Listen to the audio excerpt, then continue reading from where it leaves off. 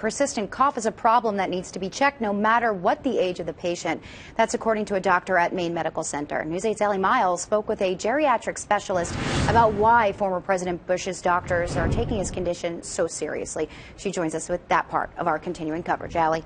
Megan, a chronic cough can cause or be the result of multiple problems like asthma, reflux, or a viral infection causing bronchitis. Dr. Joel Bottler at Maine Medical Center says a persistent cough is often complicated and definitely something to keep an eye on.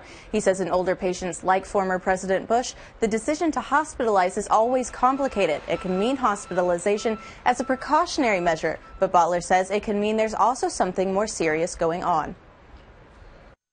So a very unique thing about older patients is that they present differently. That is, their symptoms aren't always the same as a younger person would have.